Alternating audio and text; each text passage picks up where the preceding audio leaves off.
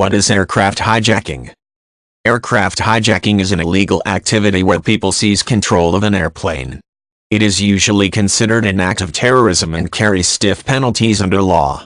Also sometimes known as skyjacking, it poses a serious threat to the safety of people on board the aircraft, as well as people on the ground. The goal of aircraft hijacking is usually threat and intimidation, rather than theft of the airliner. People can use several techniques to gain control of a plane. One involves incapacitating the crew and taking control of the aircraft. This requires the ability to pilot the plane, as well as overriding controls such as the autopilot. Other hijackers intimidate the crew with threats, forcing the pilot and cabin crew to obey them, or use bribery. Theoretically, it's also possible for a pilot to hijack her own plane, but this is extremely rare. The aircraft hijacking may be announced via the plane's radio, especially if the goal is to frighten people on the ground.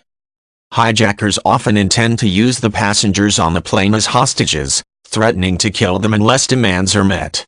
The hijackers may demand money, safe passage to a country where they cannot be pursued, or other concessions in exchange for the safety of the passengers.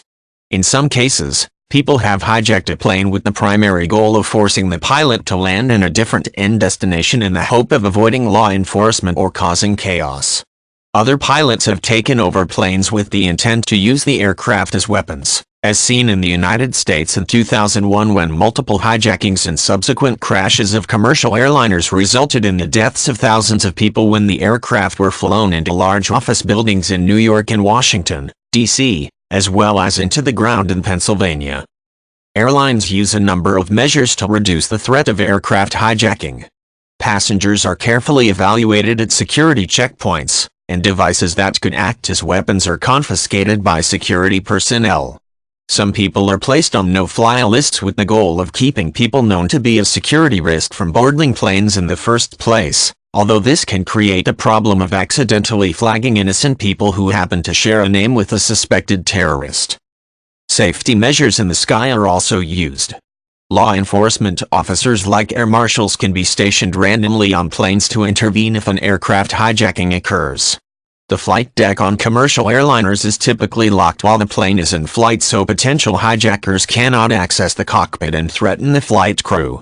While it is possible to threaten passengers and cabin crew, the hijackers will not be able to take over the plane itself.